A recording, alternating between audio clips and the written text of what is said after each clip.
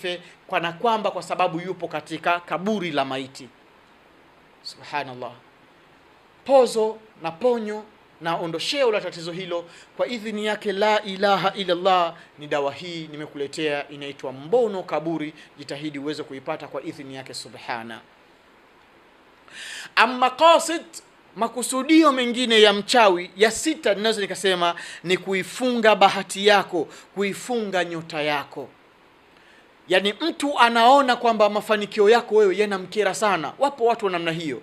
Wewe unafanya kazi nzuri, mashallah, Mwenyezi Mungu amekujalia kisomo kizuri na umepata kazi nzuri, lakini ile inamuuma. Na ndio maana Allah akasema wa min sharri hasidin idha hasada, tujilinde sana na shari za hasidi anapofanya uhasidi wake.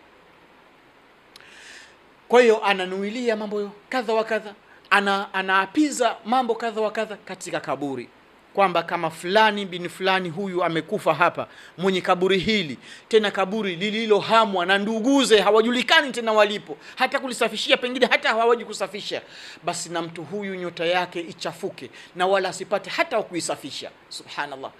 Basi nyota yako itachafuka, bahati yako itachafuka. Ulikuwa unapendwa na watu, upendwi tena. Ulikuwa unafanya kazi nzuri, huna kazi tena, utafukuzwa kazi, kazi itakuwa na mitihani, utachukiwa na watu. Ulikuwa unafanya biashara, kila unachokifanya kinaongokewa, lakini leo hii hakiongoki tena. Ni kwa sababu umezikwa katika kaburi. Ili kujiondosha ni kupata dawa hii mbono kaburi kwa idhini yake subhanahu wa ta'ala. Wallahi utaenda kuona mafanikio yako mazuri, nyota yako itarudi, nyota yako itang'ara, bahati yako itarudi, bahati yako itang'ara, na mambo yote yale yako mazuri utaweza kuyapata kwa idhini yake subhanahu wa ta'ala.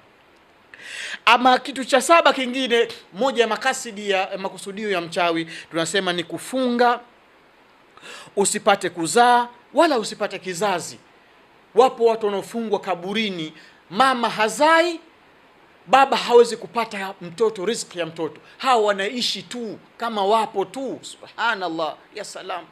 Na maapizo yao ni hivyo hivyo, kama mtu huyu aliyelala katika kaburi hili hawezi kuzaa tena, hana kizazi tena, basi na mimi naapiza kwa fulani bin fulani asiweze kuzaa na kizazi chake kiweze kufa kabisa yani.